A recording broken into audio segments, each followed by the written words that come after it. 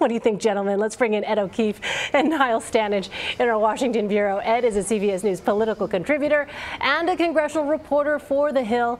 Niall is a White House columnist for The Hill. Oh, where to start? Let's do this. Let's play another clip from the president's remarks today. At several points, he deflected questions and pivoted to messages from his campaign. Take a listen. We have a lot of great things going on, so I hate to see anything that divides. I'm fine with whatever people want to do, but we have to get back to running this country really, really well. We've made tremendous progress in the last 100 and some odd days. We look forward to getting this whole situation behind us so that when we go for the jobs, we go for the strong military, when we go for all of the things that we've been pushing so hard and so successfully, including health care, because Obamacare is collapsing. We need to cut taxes. We're going to cut taxes. If I get what I want, it'll be the biggest tax cut in the history of our nation. All right, Ed, let me start with you. What's your assessment of his messaging strategy as presented in this news conference? Well, he's trying to move on. He's trying to refocus attention on the work that his administration desperately wants and frankly needs to be focused on instead of this ongoing investigation now. And that's going to be very hard. This is a problem that faced Bill Clinton's administration when the special counsel was investigating the Lewinsky affair and all the related business. It was an issue for the George W. Bush administration, too, more recently when they were dealing with the fallout from the Valerie Plame affair and the leak investigation into who was sharing classified information. Wasn't as significant legally as the situation now facing the current president, but it's the kind of thing that creates distractions. And given that this was something that really was started by and stoked by the president, it's going to be much harder for him to try to shift attention away. It'll be very interesting to see as he leaves tomorrow for his first overseas trip, a 9-day trip, let's point out, how he is able to keep attention on what he's doing there in the Middle East and in Europe versus the developments that we may be learning about back here in Washington. And I think it's going to be really tricky for the White House as it moves overseas, the operation in essence, to somehow control what's going on back here and tout what he's doing over there. Certainly would seem to be a lot of juggling. But now let me ask you, is moving on, though, somewhat easier for a president who has a rock-solid base, as this president does?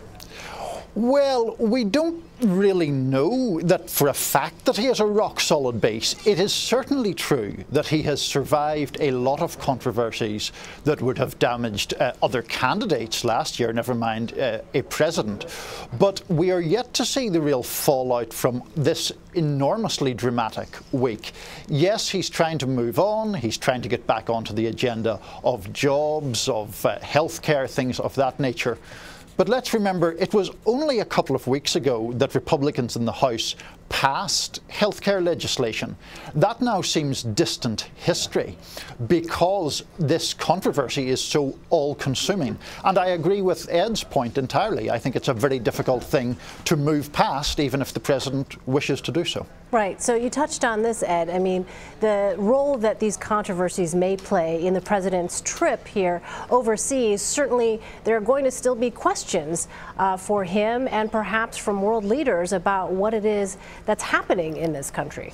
Yeah, I mean, look, he's going to have several press availabilities with world leaders as he goes, and if there's a new development that day, instead of being asked about his attempts to bridge the three major religions of the world or the work on Mideast peace or the work that NATO and the G7 are doing, it's probably going to be mostly about what's going on back here with the investigation, unless he's able to really boldly step out and make some big announcements about his engagement with world leaders. And given the sensitivity to some of the locations where he's going to be, the Western Wall, Riyadh, Vatican City, it'll be very interesting to see how he can sort of maintain his composure and be president on the world stage while dealing obviously with a very embarrassing and troubling situation back home that is unfolding very rapidly and creating not only big political trouble for his administration, but likely a lot of legal trouble as well. Yeah, it would seem, Niall, certainly a lot of pressure given what Ed just laid out there, this tableau of, in and of itself, a very tricky sort of navigation of world currents, political currents, and at the same time trying to field questions about the domestic front here. Yeah, I think that's absolutely true. You know, overseas trips like this would be a challenge even to a president who had come to office as a much more seasoned politician, as someone who had spent years within the quote-unquote political establishment. That's clearly not President Trump's background. He's someone whose focus has been very much on the domestic sphere, so the foreign trip is very challenging. And as you say, Elaine, we don't know what is going to come out back here while he is overseas, whether there are going to be any more revelations that cause him difficulty. So it's really, it's a lot to juggle here, and the stakes are very high. So I think it's a challenge for sure. On the domestic front, Ed, let me ask you, how do you interpret this Democratic rejection or hesitance to support Joe Lieberman as FBI director? Because he's a former elected and partisan politician. Yes, he's a former Democrat, but remember, he actually had to run as an independent back in 2006 because he had been primaried for his support of the Iraq War. Very few of his colleagues that he served with are still in the Senate, and the place has become a much more partisan body than since he was there. You played footage earlier from John McCain and Susan Collins, probably his two best friends and working partners in the Senate. Both of them are Republican. If John Cornyn thinks that Joe Lieberman can get 100 votes in the Senate, as he suggested earlier. Look, not even the Pope could get 100 votes in the Senate right now.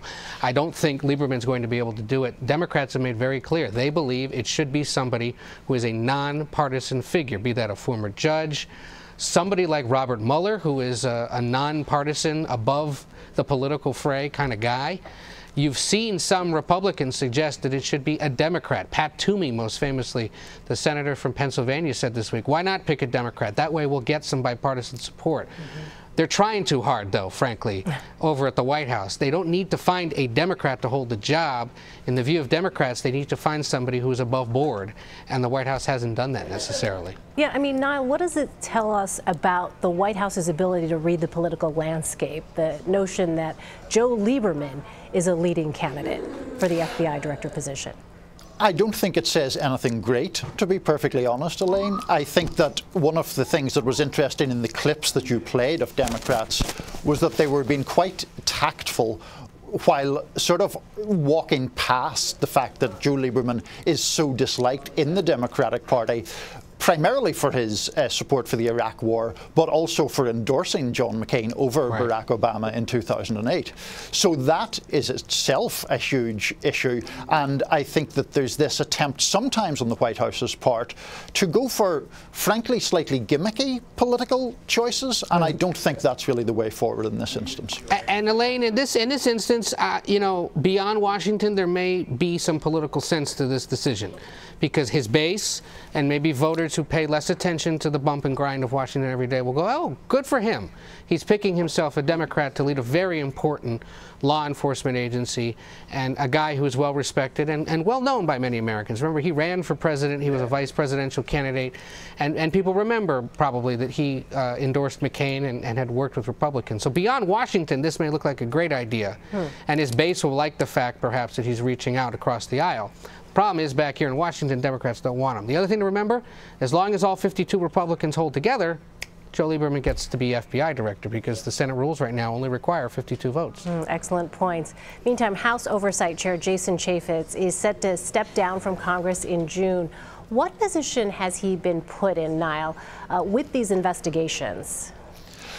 Jason Chaffetz has been a pretty central figure in all of this. Most recently, he has, within the past 24 hours, sought to use subpoena power to get this now famous memo that James Comey supposedly wrote after meeting President Trump. Chaffetz has an interesting history in that he was by no means a stalwart supporter of candidate Trump, particularly around the time of the famous Access Hollywood tape. But we're in such a divided political moment right now that it's not as if he has great support among Democrats. He's clearly decided that he's had enough of this. I believe he may be headed toward a media career, and certainly he's had a high profile in Congress, for good or for bad. Ed, there have been a lot of questions about what these probes mean for the GOP agenda. Here's what Arizona Senator Jeff Flake told Politico, quote, "The bigger question is, when we do get something that we think we could pass, what's the political backdrop when we try to do it? So can you break this down for us, Ed? Why is this political backdrop so significant?